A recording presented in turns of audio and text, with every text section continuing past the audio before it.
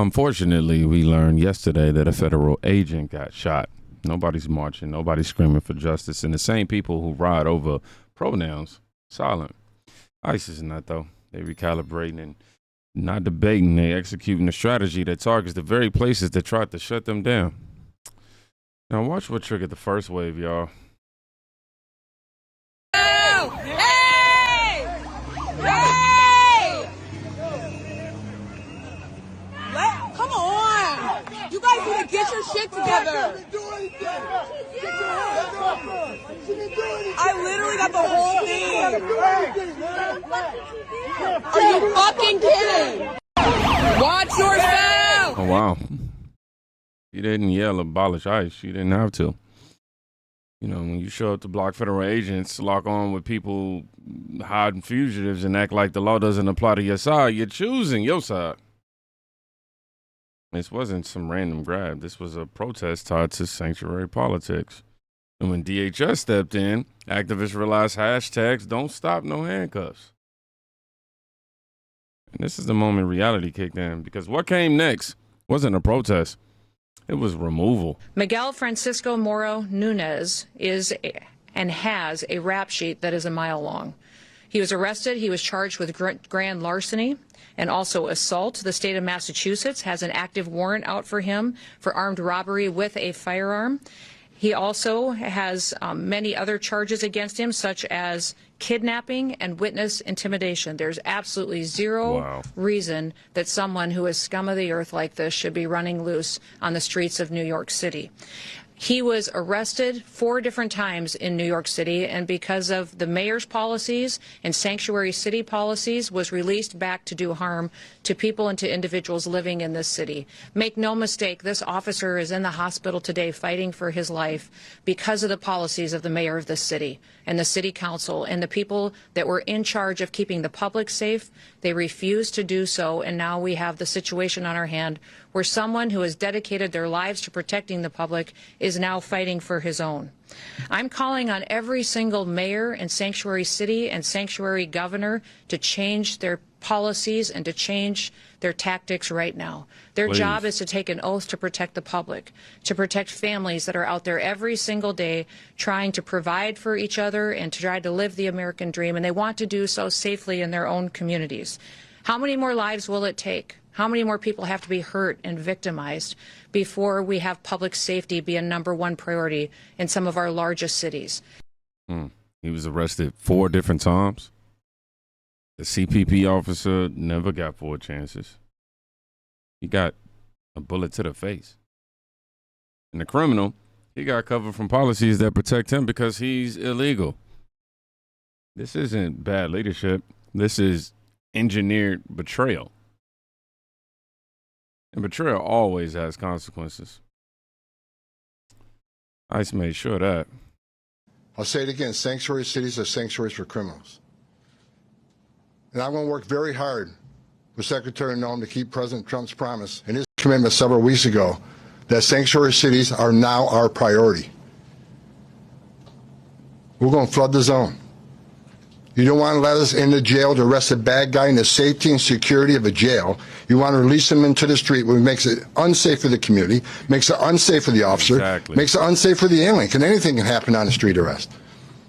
So what we're going to do, we'll have more agents in New York City to look for that bad guy. So sanctuary cities get exactly what they don't want, more agents in the community and more agents in the work site. If we can't arrest a bad guy in the safety and security of the county jail, then we'll arrest him in the community, and we'll arrest him in the jail. And when we arrest him in the community, if he's with others that are in the country illegally, they're coming too. I'll say it again, sanctuary cities are sanctuaries for criminals. ICE is flipping the chessboard. You didn't want them arresting people in jails? Cool. They'll just arrest them at gas stations and job sites, Home Depots, and et cetera, intersections in your city that y'all said were off limits or claim to be. And if a few activists get caught in the crossfire, that's the cost of shielding felons. And while the left pretends they didn't see it coming, Another wall just went up. 20 miles of new border wall are to be built in this rural county, located on the western edge of the Rio Grande Valley in deep South Texas. On Wednesday, 87 condemnation notices were printed in the local newspaper, telling residents that the government wants to build more border barrier in Rio Grande City, quote, in connection with the Secure Border Initiative. Through this tree line behind me is the Rio Grande. That's Camargo, Mexico. And this is where a new federal border wall is to be built in Rio Grande City. 20 miles of new border wall are to be built in this rural county. Same politicians who swore walls didn't work are now, I'm quietly glad they're coming back up, I'm sure. No press release, no apology. Because the truth is obvious. The wall is cheaper than a funeral. I'm going to say that one more time for y'all. The wall is cheaper than a funeral. But when policy fails and walls go up, pressure hits. Law enforcement next. LA County Sheriff Robert Luna says the feds are threatening to file criminal charges against him if he doesn't start turning over suspected undocumented immigrants. I personally have received, I'm going to call it threatening letters from the federal government to make sure that we are cooperating with them doing civil immigration enforcement. And a lot of them say if you don't, there's going to be consequences up to the point of you being charged federally. I don't know if you can consider that a threat. They're threatening to charge you, the sheriff? Yes. And state and local sanctuary laws prevent the sheriff from sharing information without a warrant. The DOJ also posted a press release claiming they've sent out requests to sheriff's departments across California, including Los Angeles, asking for a list of all inmates in their jails who are not citizens of the United States, their crimes of arrest or conviction, and their scheduled release dates. Luna emphasized the sheriff's department is not and will not enforce immigration laws. This is insane. Come on, man. You broke federal law. Then cried states' rights. When the feds came knocking, you want sanctuary. Fine. But when your sanctuary becomes a shield for fugitives, Uncle Sam will charge you like an accomplice. And rightfully so, right? I think that's fair, right? And while you got these mayors in panic mode and these sheriffs begging, ICE is still knocking. She praying, bro. No push your hands in pencil. No push the stomach. She praying. She praying. She praying. She praying. No do it. She praying. She praying. No do it there. She praying. Now, I just want to point out that she was not pushed to the ground. They didn't force her to the ground. She fell to the ground. She flopped herself to the ground. So it isn't like they're committing violence against a woman with child. Oh my God! I said, doctor, tell me, doctor, she praying, boss. They wasn't hovering over her and nothing like, oh, you know, meaning like knee on her and nothing like that, from what I'm seeing.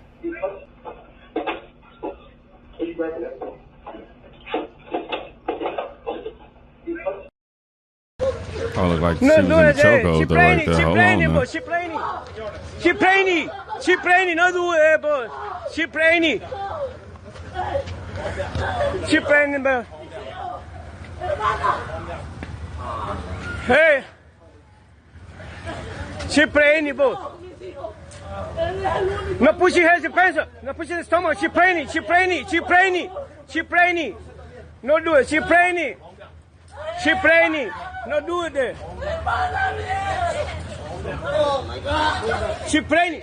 Oh my God. I said, doctor, tell me, doctor, she praying, boss. She praying. She praying. She praying. She praying. She having 9 months. She said that last night. She praying. No doing nothing this year. No doing nothing to her.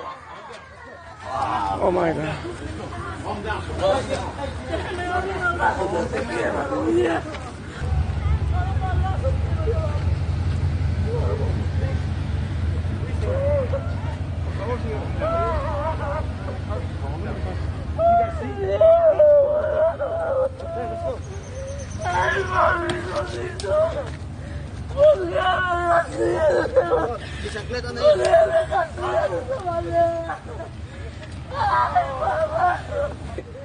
I mean, she's pregnant, bro. She's pregnant. How 9 months? She's pregnant. She has the last time for the month. She comes with the baby. You can draw forward. The helmet. But it's she's heavy. I should responsibly do this, boss. She's heavy. I should responsibly let's do it like this. Nobody wants to see this. But let's ask the harder question. What was he doing that brought ICE to the door in the first place? If you cared about your family, you wouldn't risk getting snatched at 7 a.m. ICE didn't knock first because he was innocent. And what happened next exposed how deep the panic really runs. Boycott! Boycott! Boycott! Boycott! Boycott! Boycott! Boycott! Estamos en la Western y les Western y les Western y ya hasta cerraron la puerta de Home Depot, Cerraron la puerta, Cerraron. While this is going on, while this is coming to mind, I also want to clarify in that last clip, when I said they appeared to have her in the chokehold, it was actually the guy that they was deporting or getting ready to, take in. My fault. Let's continue. Okay.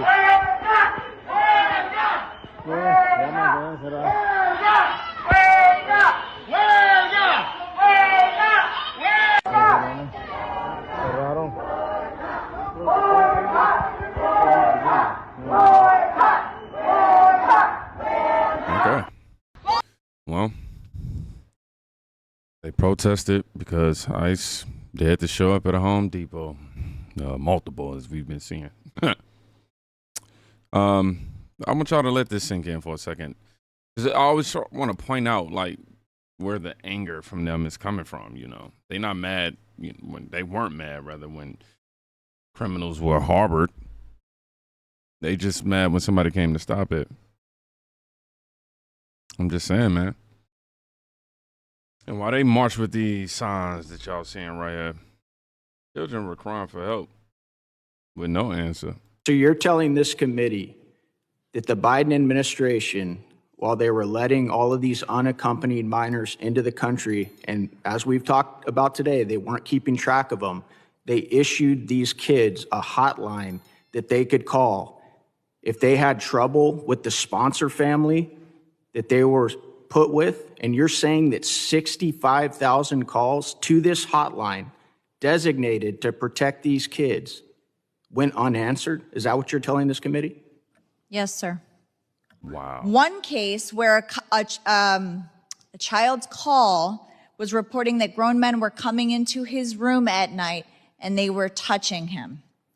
Nothing happened with that call. That call went unanswered until this administration took office, went through those 65,000 calls, made follow-ups, conducted a welfare check, and now that child has been rescued and that sponsor has been arrested. These are the safeguards that were put in place, but accountability and oversight was not had. I said that it was easier to get a child, yes, than to adopt a dog. You actually had to provide more paperwork to adopt a pet from a pet shelter than you did to sponsor a child. Wow. It's just, if it don't does this don't do something to your spirit, man, then it says a lot about you. Children. I'm telling y'all, with them, y'all keep thinking it's about compassion.